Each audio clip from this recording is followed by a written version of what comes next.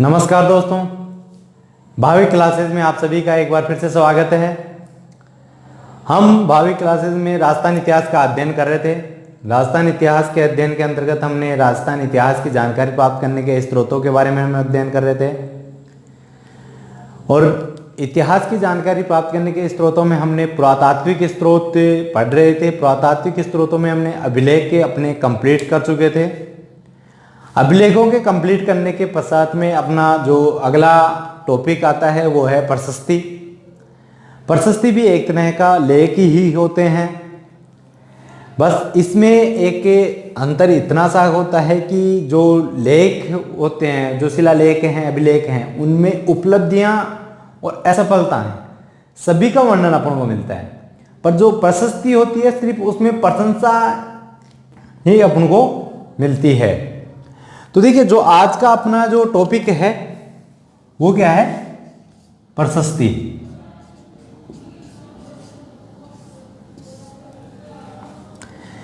देखिए, प्रशस्ति जो होती है वो प्रशस्ति क्या होती है? प्रशस्ति एक किसी राजा या किसी राजवंश या किसी व्यक्ति, कोई भी व्यक्ति हो, उसकी प्रशंसा में कोई अपन लेख लिखते हैं, कोई पत्र लिखते हैं, तो वो अपन चाहे किसी पत्थर पे अपन कोई उत्कीर्ण करवाएं प्रशंसा किसी की, या किसी ताम्र पत्थर पे अपन लिखवाएं, या कोई ग्रंथ लिखें, या कुछ भी अपन लिखते हैं, कोई भी किसी की प्रशंसा में अपन अगर लिखते हैं तो जो प्रशंसा में जो लिखा गया जो लेख है वो ही प्रशस्ति कहलाता है। तो देखिए, प्रशस्ति जो है वो राजस्थान से संबंधित प्रशस्तियां अपन को काफी प्राप्त होती है। वो अपन निम्नलिखित हैं, उनके बारे में अपन अध्ययन करेंगे आज। तो आज जो अपन अध्ययन कर रहे हैं प्रशस्तियां, तो प्रशस्तियों में जो पहली प्रशस्ति है, जो पहली प्रशस्ति आज की है वो है मिहिर भोज की ग्वालियर की प्रशस्ति।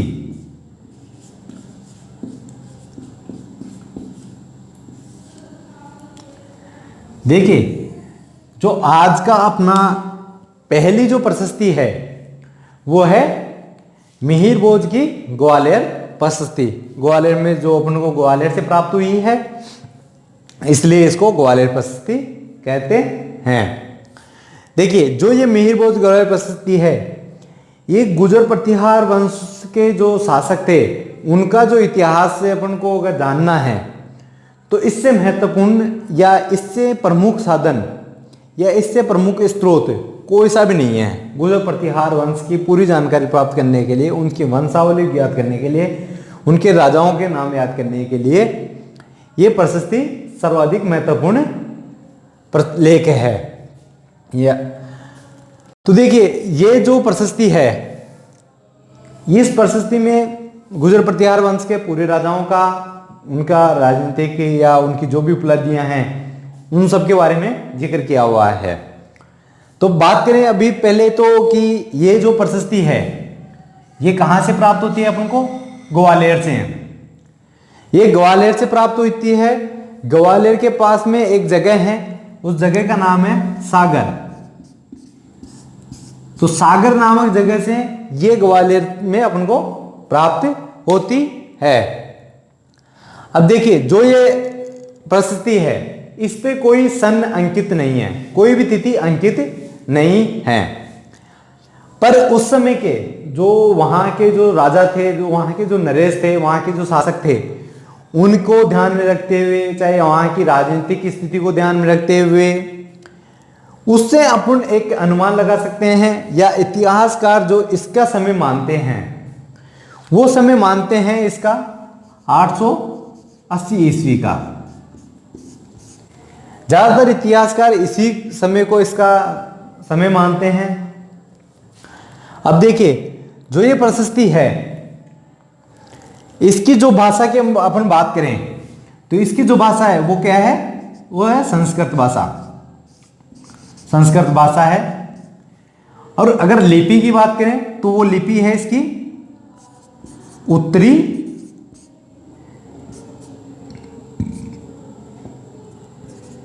ब्राह्मी लिपि। ठीक है, तो इसकी जो लिपि है वो कौन सी है? उत्तरी ब्राह्मी लिपि। अब देखिए, जो इस प्रशस्ति के जो लेखक हैं, जो रचयिता हैं, उनका क्या नाम है? बालादेव, वो सॉरी बालादित्य।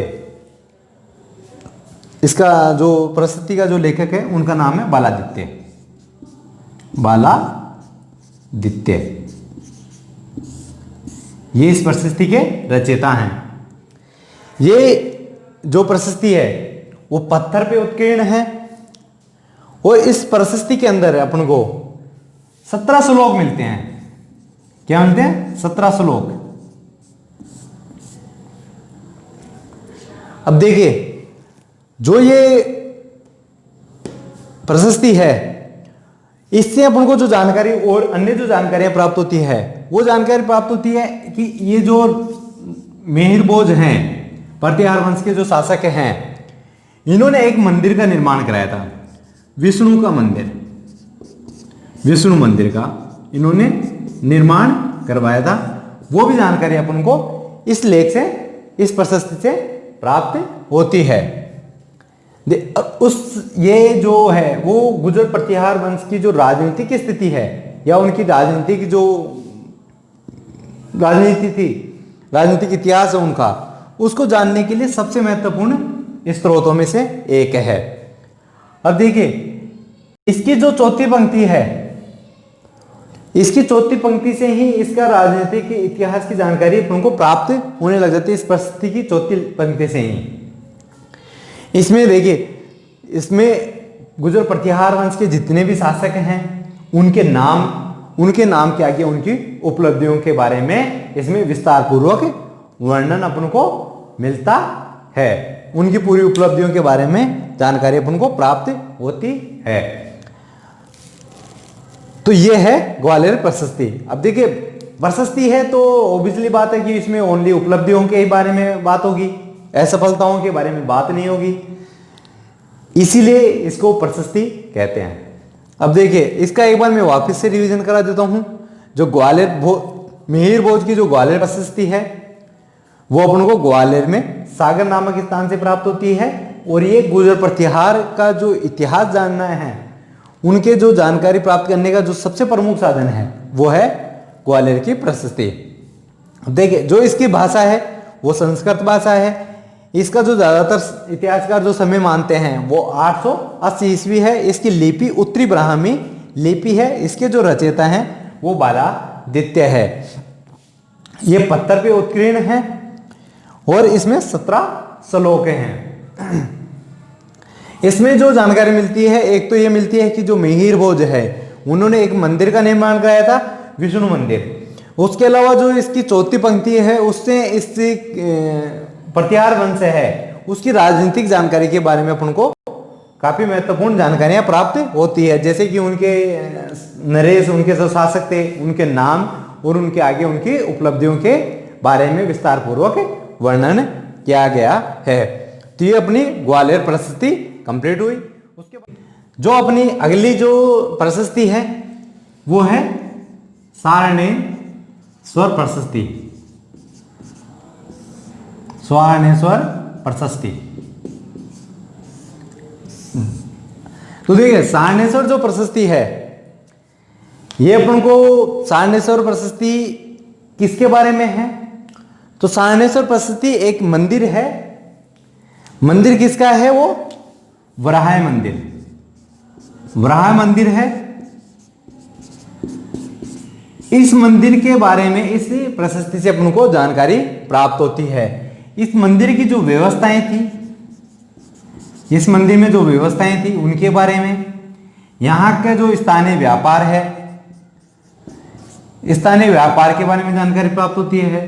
उसके अलावा यहाँ पे जो कर की व्यवस्था थी उसके बारे में जानकारी प्राप्त होती है।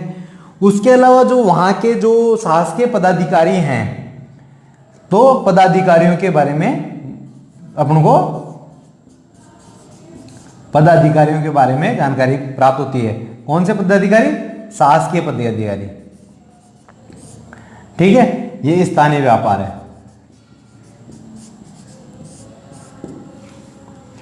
तो देखिए जो सारणेश्वर प्रशस्ति है वो अपन को कहां से प्राप्त होती है, अगर वो देखें अपन कहां से, ये अपन को कहां से प्राप्त होती है, तो इसकी जो जगह है वो है उदयपुर।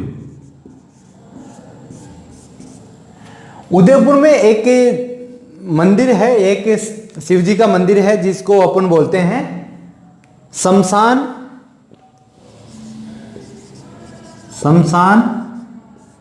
के सारणेश्वर शिवालय, इस नाम से ये मंदिर है, शमशान के सारणेश्वर शिवालय। यहीं से ये प्रशस्ति अपन को प्राप्त होती है। और इस प्रशस्ति में जो वर्णन किया गया है वो वराह मंदिर का वर्णन किया गया है। अब इस प्रशस्ति की जो समय की बात करें तो वो समय है 953 ईस्वी का। 953 ईस्वी का ये प्रशस्ति है और इसमें वराह मंदिर की व्यवस्था, स्थानीय व्यापार कार्य एवं शासकीय पदाधिकारियों का कंप्लीट वर्णन किया गया है। अब देखिए जो इसमें एक इंपॉर्टेंट बात यह है कि एक इतिहासकार हैं अपने, उनका नाम है गोपीनाथ शर्मा। गोपीनाथ शर्मा का मानना है कि जो ये सारणेश्वर प्रशस्ति है ये उदयपुर में ही एक गांव है आहड़। कौन सा गांव है? आहड़। आहड़, आहड़ गांव में इनका मानना है कि आहड़ गांव में कोई वराह मंदिर पर ये प्रशस्ति लगी हुई थी। पर जब सारणेश्वर मंदिर का जब निर्माण करना शुरू किया तो इसका जो सभा मंडन है जब वो छपने लगा तो उसके छपने में जो ये प्रशस्ति है यहां से ले जाके कहां पे लगा दी गई है? सारणेश्वर में मंदिर में। इस प्रशस्ति को यहां से हटा के कहां लगा दिया? सारणेश्वर मंदिर में। ये कौन बोलते हैं? गोपीनाथ शर्मा। यही अपन को इसके बारे में जानकारी दी है। तो देखिए एक बार दोबारा से मैं आपको रिपीट करा देता हूं। जो सारणेश्वर प्रशस्ति है उसका समय कब का है? 953 ईस्वी का है। ये जो अपन को मिलती है कहां से मिलती है? उदयपुर में एक जगह है शमशान के सारणेश्वर शिवालय, ये एक शिव जी का मंदिर है, यहां से अपन को ये प्रशस्ति प्राप्त होती है। इस प्रशस्ति में जो वर्णन किया गया है वो वराह मंदिर के वर्णन किया गया है। वराह मंदिर की व्यवस्थाओं का, स्थानीय व्यापार का, कर का एवं शासकीय पदाधिकारियों का इसमें वर्णन किया गया है। अब देखिए जो गोपीनाथ शर्मा है उनका मानना है कि ये जो प्रशस्ति है वो उदयपुर में आहड़ गांव में किसी वराह मंदिर पर लगी होगी। वहां से जब सारणेश्वर मंदिर निर्माण हो रहा था तो वहां से इस प्रशस्ति को यहाँ के सभा मंडन जब छपना शुरू किया गया तो सभा मंडन पर इसको आके लगा दिया गया है। ये मानना है गोपीनाथ। जो अपनी नेक्स्ट जो प्रशस्ति है वो कौन सी है? लूण वसई। लूण वसई की प्रशस्ति। लूण वसई की प्रशस्ति। तो देखिए जो लूण वसई की जो प्रशस्ति है, तो लूण वसई की प्रशस्ति हमको कब की है? पहले तो ये बात करें, इस पे जो डेट है वो विक्रम संवत की डेट इस पे लिखी हुई है। कब की है? विक्रम संवत की। विक्रम संवत कौन सा संवत की लिखी हुई है? 1287। अब मैं ईस्वी की बात करूं तो ये 1230 ईस्वी का है, क्योंकि विक्रम संवत और ईस्वी में 57 वर्ष का अंतर डिफरेंट होता है, इसलिए। तो देखिए अब ये लूण वसई जो प्रशस्ति है वो अपन को कहां से प्राप्त होती है उसकी बात करें तो आबू में। आबू कहां पे है? सिरोही में। सिरोही में माउंट आबू की जगह का नाम सभी ने सुना होगा। वहीं माउंट आबू, उसी को हम आबू बोलते हैं।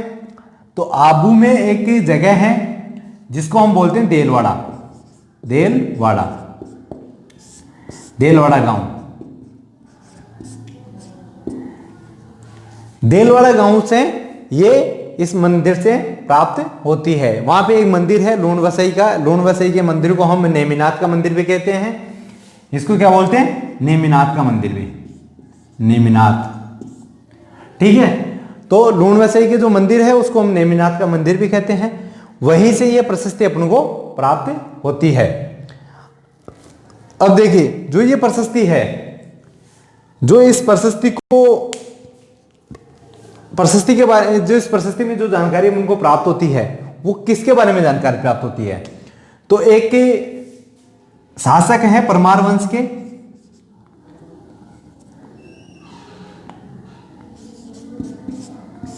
परमार वंश का एक शासक है जिनका नाम है सोम सिंह।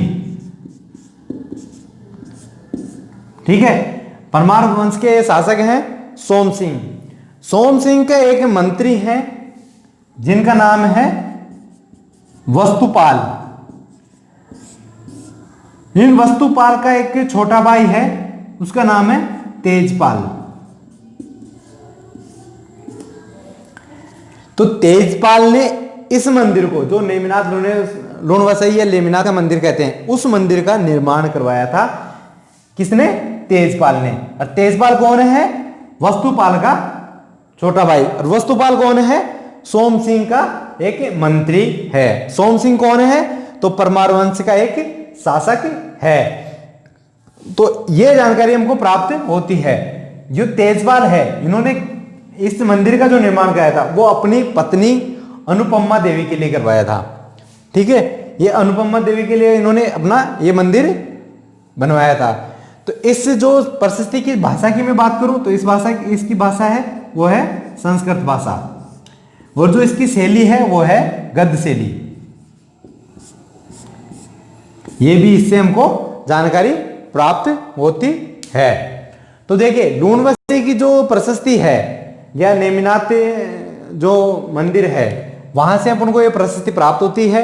ये कहां पे है? आबू में, देलवाड़ा गांव में। इसमें जो सन लिखा हुआ है वो 1200 विक्रम संवत 1287 लिखा हुआ है। ईस्वी की मैं बात करूं तो 1230 ईस्वी का है। जो इसकी भाषा है वो संस्कृत भाषा है।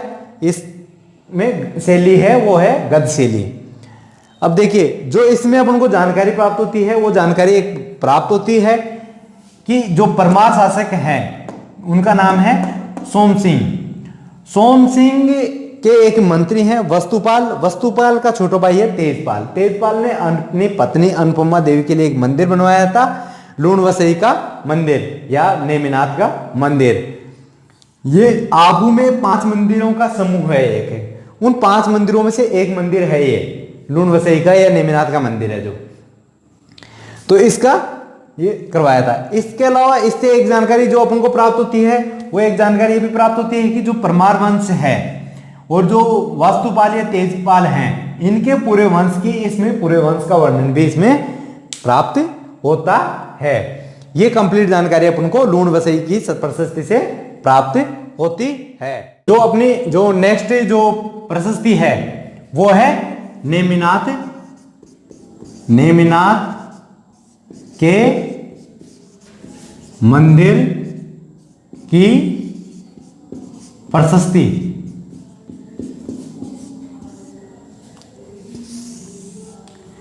देखिए अपन ने अभी थोड़ी देर पहले एक की प्रशस्ति का अध्ययन किया था, उसका नाम था इससे जस्ट पहले लूणवसई की प्रशस्ति। देखिए लूणवसई की प्रशस्ति और जो नेमिनाथ मंदिर की प्रशस्ति है वो दोनों एक ही जगह से अपन को प्राप्त होती है, और दोनों का जो समय है वो भी एक ही है। मतलब की बात करें तो इसका जो समय है वो भी कब का है?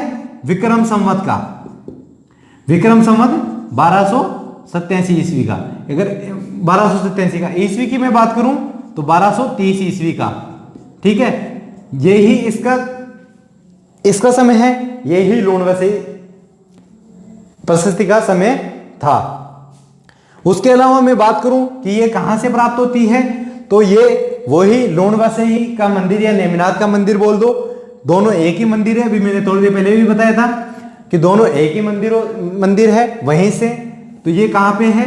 आबू में। आबू में कहां पे है? देलवाड़ा में। ये अपन को आबू में देलवाड़ा गांव से नेमिनाथ मंदिर या लूणवसई मंदिर से प्राप्त होती है। दोनों एक ही मंदिर पे है और दोनों का समय भी एक समान ही है। अब देखिए जो इस प्रशस्ति का जो रचयिता है वो कौन है, वो है सोमेश्वर दत्त, सोमेश्वर देव। इसके जो रचयिता है वो कौन है, रचयिता कौन है, सोमेश्वर दत्त। और उत्कीर्णकर्ता कौन है,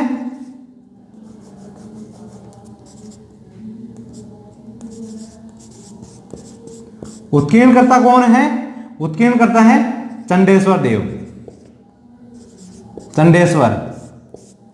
ठीक है। तो इसके उत्कीर्णकर्ता है चंडेश्वर और रचयिता है सोमेश्वर देव, ठीक है। अब जो ये नेमिनाथ मंदिर की प्रशस्ति है ये कहां से प्राप्त हुई थी, नेमिनाथ मंदिर से। इसका जो मंदिर को निर्माण किसने करवाया था, तो मंदिर का अपन ने थोड़ी देर पहले भी निर्माण देखा था, तेजपाल ने। और तेजपाल कौन है, वस्तुपाल का छोटा भाई, और वस्तुपाल कौन है, तो वस्तुपाल सोम सिंह का एक मंत्री है। ये सारी जानकारी अपन ने पिछली जो लूणवसे की प्रशस्ति थी उसमें भी अपन ने जानकारी प्राप्त की थी। सोम सिंह है ये कौन से वंश का शासक है, ये है परमार वंश का। ये अपन ने पिछली क्लास में पढ़ा था। लूणवसे से भी अपन को परमार वंश की और तेजपाल और वस्तुपाल के वंश की जानकारी प्राप्त होती है, और इस प्रशस्ति से भी अपन को इनके वंश की जानकारी प्राप्त होती है। अब देखिए इसके अलावा जो जानकारी प्राप्त होती है वो एक जानकारी क्या प्राप्त होती है, देखिए आबू, मारवाड़, सिंध, मालवा व गुजरात का कुछ भाग है, गुजरात का कुछ भाग, गुजरात के कुछ भाग, इस पे किसका शासन था उस समय का, उस समय इस पे शासक था परमार वंश का, ठीक है। ये जानकारी अपन को इस प्रशस्ति से प्राप्त होती है। अब देखिए जो परमार वंश है, परमार वंश का एक शासक है, उनका नाम है यशोधवल। क्या नाम है, यशोधवल, ठीक है। ये कौन से वंश का शासक है, परमार वंश का। और सोम सिंह का पिता, सोम सिंह का क्या बोलते हैं, दादा, हाँ सोम सिंह का दादा हो गया ये, ठीक है। सोम सिंह के दादा यशोधवल। तो इसमें जो जानकारी प्राप्त होती है कि यशोधवल है वो एक इनके मित्र हैं या एक राजा हैं, उनका नाम है कुमारपाल। कुमारपाल का एक मालवा का एक शासक था, मालवा का शासक था, उसका नाम था क्या, बल्लाल।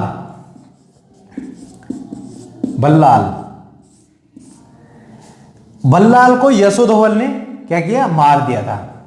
यह जानकारी भी अपन को इससे प्राप्त होती है। तो देखिए यशोधवल ने बल्लाल को मार दिया, यह जानकारी प्राप्त होती है। इसके अलावा एक क्या जानकारी प्राप्त होती है कि यशोधवल है उसके दो पुत्र हैं। उसके कितने पुत्र हैं, दो पुत्र। एक का क्या नाम है, धारावर्ष, एक का नाम धारावर्ष है, तो दूसरे का नाम क्या है, प्रहलादन देव, ठीक है। ये इसके दो पुत्र हैं यशोधवल के, धारावर्ष और प्रहलादन। धारावर्ष बड़ा पुत्र है, प्रहलादन इसका छोटा पुत्र है। तो यशोधवल का जो उत्तराधिकारी बनता है वो कौन है, धारावर्ष।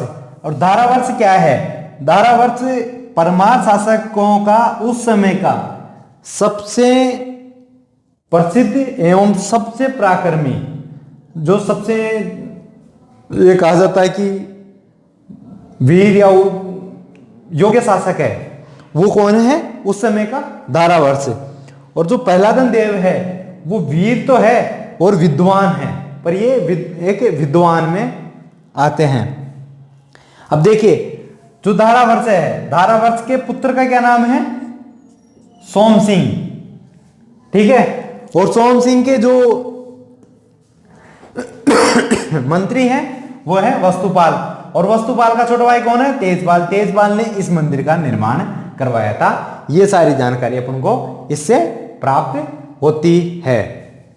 उसके अलावा एक जानकारी अपन को प्राप्त होती है कि जो ये गुजरात है, गुजरात में उस समय कौन से शासकों का वो था, तो उसमें ये जानकारी प्राप्त होती है कि सोलंकी वंश का इस समय यहाँ पे शासन था।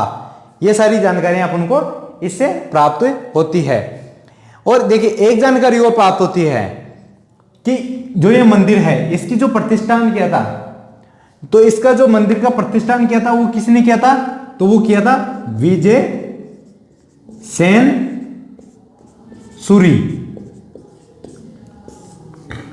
जो इस मंदिर का प्रतिष्ठान किया है वो कौन किया है? विजय सेन सूरी ने।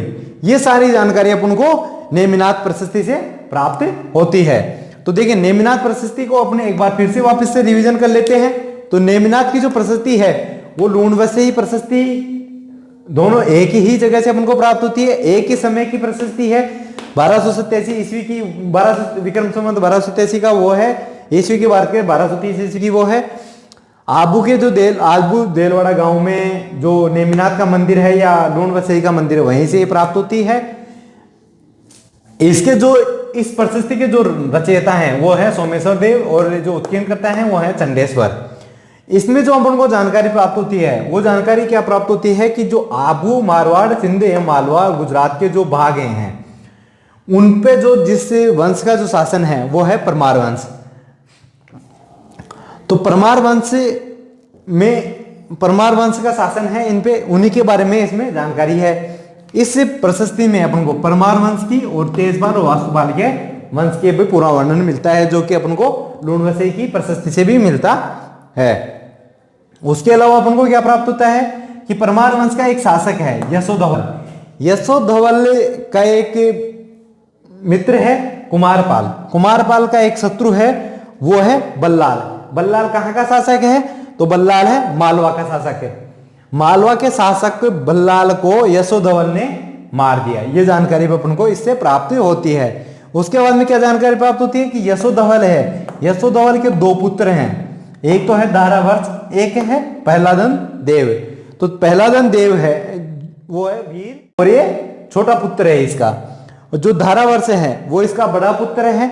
ये उस समय का सबसे प्रसिद्ध और सबसे पराक्रमी, सबसे योग्य शासक के परमार वंश का उस समय धारावर्ष ही था।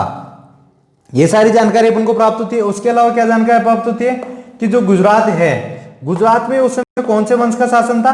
तो वो है सोलंकी वंश का। इसके अलावा एक जानकारी प्राप्त होती है कि जो इसकी मंदिर की जो प्रतिष्ठान किया है वो किसने किया था? विजय सेन सूरी ने। और मंदिर तेजपाल सिंह ने बनाया था, ये अपन को पता है ही, क्योंकि धारावर्ष हैं। उनके पुत्र का क्या नाम है? यशोधवल। यशोधवल के पुत्र का नाम धारावर्ष, ये शासक बनता है। इसके बाद में सोम सिंह शासक बनता है, ये धारावर्ष का पुत्र है। इनका एक मंत्री है वस्तुपाल। वस्तुपाल का छोटा भाई तेजपाल, जिसने इस मंदिर का निर्माण करवाया था। निर्माण क्यों करवाया था? अपनी पत्नी के लिए। पत्नी का क्या नाम था? अनुपमा देवी। अनुपमा देवी के लिए मंदिर बनवाया था। ये सारी जानकारी अपन को इस नेमिनाथ की प्रशस्ति से जानकारी प्राप्त होती है। तो देखिए उसके बाद में जो अपनी नेक्स्ट जो प्रशस्ति है, नेक्स्ट प्रशस्ति की बात करें अपन, तो नेक्स्ट प्रशस्ति कौन सी है? रणकपुर। रणकपुर प्रशस्ति।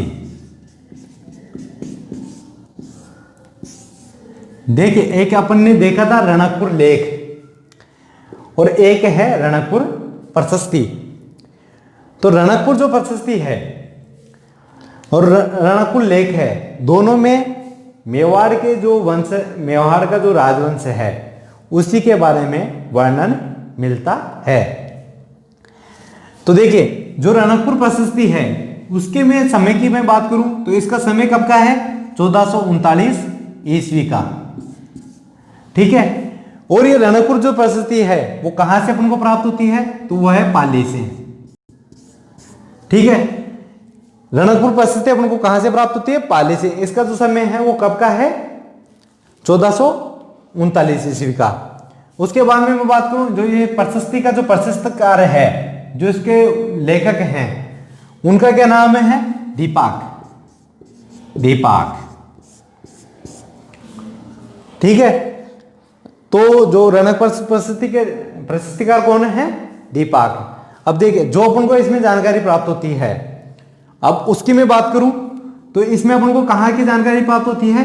मेवाड़, मेवाड़ के वंश, मेवाड़ के राजवंश की, मेवाड़ के राजवंश की, मेवाड़ के राजवंश की जानकारी मिलती है। उसके अलावा इसमें क्या जानकारी प्राप्त होती है? एक सेठ के वंश के बारे में जानकारी प्राप्त होती है। वो क्या नाम है उस सेठ का? धरणक, धरणक सेठ। तो देखिए इस प्रशस्ति से अपन को जो जानकारी प्राप्त होती है, एक तो मेवाड़ राजवंश के पूरे वंश की जानकारी प्राप्त होती है। उसके अलावा जो धरणक है, सेठ है, पूरे उसके पूरे वंश की जानकारी अपन को प्राप्त होती है। इसके अलावा देखिए अपन को एक जानकारी इसमें एक प्राप्त होती है कि जो बप्पा रावल है, बप्पा रावल, बप्पा रावल और जो कालभोज है, क्या नाम है? कालभोज,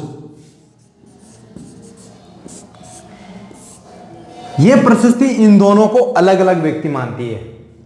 क्या मानती है? अलग अलग। ये दोनों, ये इस प्रशस्ति के अनुसार ये दोनों व्यक्ति अलग अलग हैं, जबकि इतिहासकार इन दोनों को एक ही मानते हैं।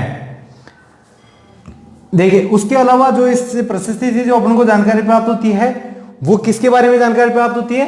कुंभा के बारे में। तो इस प्रशस्ति में अपन को जो कुंभा की जो विजय है, जो उसकी उपाधियां हैं, जो महाराणा कुंभा ने जो उपाधियां धारण की थी और वो जो उसने विजय प्राप्त की थी, वो इसमें जानकारी अपन को प्राप्त होती है। उसके अलावा देखिए जो उस समय की जो मेवाड़ की जो राजनीतिक या आर्थिक या धार्मिक उस समय की जो प्रशस्तियां थी, उनके बारे में भी इस प्रशस्ति से अपन को जानकारी प्राप्त होती है। तो देखिए रणकपुर प्रशस्ति से अपन को क्या क्या जानकारी प्राप्त होती है? पहले तो यह प्रशस्ति कब की है? 1439 ईस्वी की। कहां से प्राप्त होती है? पाली से। इस प्रशस्ति से अपन को इस प्रशस्ति के प्रशस्तिकार कौन है? दीपाक। इस प्रशस्ति से अपन को कौन कौन सा किस किस का वंश का वर्णन मिलता है? तो मेवाड़ का राजवंश है और एक सेठ है जिनका नाम है धरणक सेठ, इनके वंश का जानकारी प्राप्त होती है। इसके अलावा क्या जानकारी प्राप्त होती है कि जो बप्पा रावल है और कालभोज है, ये दोनों अलग अलग व्यक्ति है, एक व्यक्ति नहीं है। इसके अलावा क्या जानकारी प्राप्त होती है कि जो महाराणा कुंभा है उसने जो विजय प्राप्त की थी, उसके अलावा जो उसने उपाधियां जो धारण की थी, उन सब के बारे में भी इसमें अपन को जानकारी प्राप्त होती है। उसके अलावा जो मेवाड़ की उस समय की जो धार्मिक, आर्थिक या राजनीतिक जो भी परिस्थितियां थी, उनके जो तत्कालीन परिस्थितियां थी उस समय की, उनके बारे में भी इस प्रशस्ति से अपन को जानकारी प्राप्त होती है। तो ये सारी जानकारी अपन को कौन सी प्रशस्ति से प्राप्त होती है? तो है, तो देखिए जो अपनी अगली जो प्रशस्ति है वो कौन सी प्रशस्ति है? वो है सम्मी देशवर, सम्मी देशवर प्रशस्ति।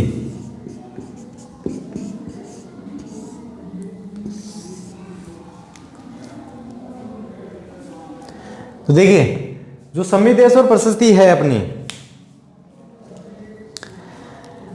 इस प्रशस्ति से अपन को जो जानकारियां प्राप्त होती है, या मैं बात करूं इस प्रशस्ति का, पहले मैं बात करूं कि जो इस प्रशस्ति की भाषा है या ये कहां से प्राप्त होती है।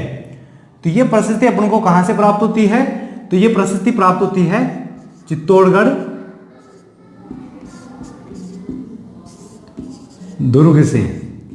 चित्तौड़गढ़ दुर्ग में एक मंदिर है, उसका नाम है सम्मिदेश्वर मंदिर। इसी की दीवार से ये प्रशस्ति अपन को प्राप्त होती है। अब इस प्रशस्ति की जो भाषा है वो कौन सी भाषा है? वो है संस्कृत भाषा। ठीक है। अब देखिए जो सम्मिदेश्वर प्रशस्ति है, इससे जो अपन को जानकारी प्राप्त होती है वो अपन को क्या जानकारी प्राप्त होती है? देखिए एक शासक हैं परमार वंश के, उनका नाम है राजा भोज। क्या नाम है? राजा भोज। कौन से उसके हैं? परमार वंश के। ठीक है, परमार वंश के एक राजा हैं राजा भोज। इन्होंने एक मंदिर का निर्माण करवाया था यहाँ पे चित्तौड़गढ़ दुर्ग में। चित्तौड़गढ़ दुर्ग में इन्होंने एक मंदिर का निर्माण कराया। तो इस मंदिर का निर्माण इनके करवाने की वजह से इस मंदिर का क्या नाम पड़ा? भोज मंदिर। भोज मंदिर इस मंदिर का नाम पड़ गया। जबकि इसका मंदिर का जो नाम रखा गया था उस समय, वो क्या नाम रखा गया था? उसका नाम रखा गया था त्रिभुवन नारायण मंदिर। ठीक है, तो देखिए जो संविदेश्वर जो प्रशस्ति है उसमें जो अपन को जानकारी प्राप्त होती है कि उसमें एक ही परमार वंश के शासक हैं राजा भोज। उन्होंने एक मंदिर का निर्माण कराया था। उनके निर्माण कराने की वजह से इस मंदिर का क्या नाम पड़ा? भोज मंदिर। पर जो इसका मंदिर का जो नाम रखा गया था, जो वो नाम क्या रखा गया था? त्रिभुवन नारायण मंदिर। ये मंदिर कब का है? तो ये मंदिर है लगभग 8वीं शताब्दी का। देखिए लगभग 8वीं सदी का ये मंदिर है। तो देखिए इस मंदिर से, ये मंदिर कब का? लगभग 8वीं शताब्दी का। अब देखिए जो अपन को आगे जो जानकारी इस प्रशस्ति से प्राप्त होती है वो क्या प्राप्त होती है? जो ये मंदिर है त्रिभुवन नारायण मंदिर, इसका जो पुनर्निर्माण या इसकी जो मरम्मत का कार्य या इसमें जो अन्य जो कार्य किए गए थे उसके बाद में वो किसने किए थे? तो वो किए थे महाराणा मोकल ने। ठीक है, महाराणा मोकल ने इस मंदिर में आगे मरम्मत का कार्य या पुनर्निर्माण का कार्य या जो भी इसमें चेंजेस किया गया वो किसने किया? महाराणा मोकल ने। महाराणा मोकल ने इसमें किया। और इसके जो दोनों तरफ है, आगे दोनों तरफ 2 शेर बनवा दिए।